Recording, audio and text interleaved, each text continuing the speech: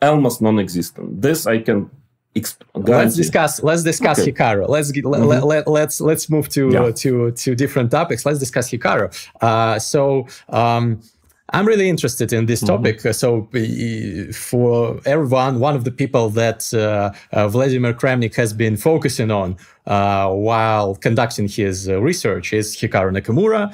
Obviously, I think the overwhelming majority of the viewers know him.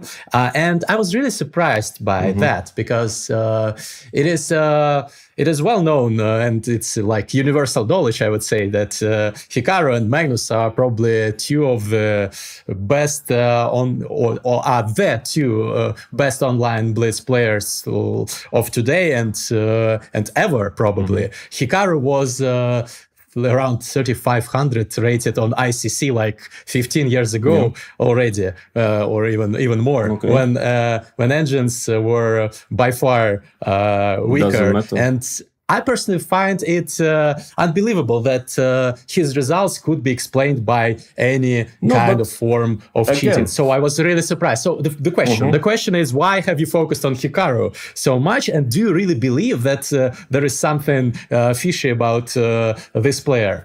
And what does he stand to gain from this if it is so? What's your opinion? I mean, well, first of all, it doesn't matter at all what is the name. I was not focusing on Hikaru. I was focusing on the performances. It happened that these performances were done by Hikaru. It could have been anyone else. I didn't care. I don't care about names. You know, it's very important. I mean, if a player is... I mean, we can talk about this Armstrong and so on. Doesn't matter. He can be greatest ever, but he was cheating for years. And there are many cases, yeah? I mean, in velosport, there were famous legends who was finally found guilty. I mean, a lot of athletes running. So it's a logical fallacy to think that if a player is famous or good, really great, that he cannot cheat. He can. And there were many cases in sports like that. Actually, many. I even saw at some point I published an article on Twitter, like only famous cases. There were like 20 huge cases of the biggest legends in cricket, in football, American football. It's happening. It's happening all the time. So it is already like, it's not an argument, yeah? It can happen. I don't say it's happened, but it can happen. And to tell that he cannot, or this guy cannot, Carlson can, I can, everybody can. Sorry, but this is an argument. There are also a lot of arguments why, but anyway. So also a lot of reasons why, but in any case, doesn't matter, yeah, now. So we are talking, again, we have to be like this Femid, yeah? You know this statue of Femid, this symbol of justice. Yeah, she has eyes, you know, she has a bandage on the eyes. This is a symbol. You shouldn't look at what is the name of a player. You should look at objective statistics. Okay, if tomorrow, I don't know, I'm found with a knife and full of blood nearby somebody who is, you know, okay, I'm sorry, it doesn't matter if it's crazy, but, you know, who else?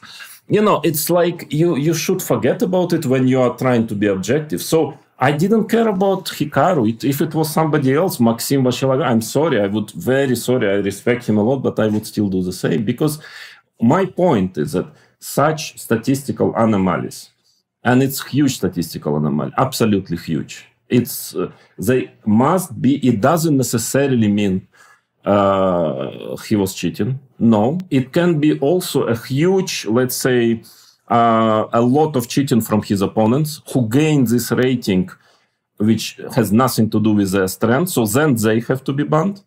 I mean, but if you are more or less serious about anti-cheating, if you really fight against it, you cannot leave such statistics of a player who is the face of your platform, who is earning a lot of money in money tournaments with concurrents.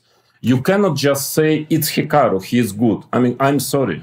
No, if it would be me, I mean, I would be the first one to say, yeah, please check me. Because I understand that my concurrents would think, I mean, it's very normal. So it's a matter of principle. It's a matter of principle that nobody is above the law.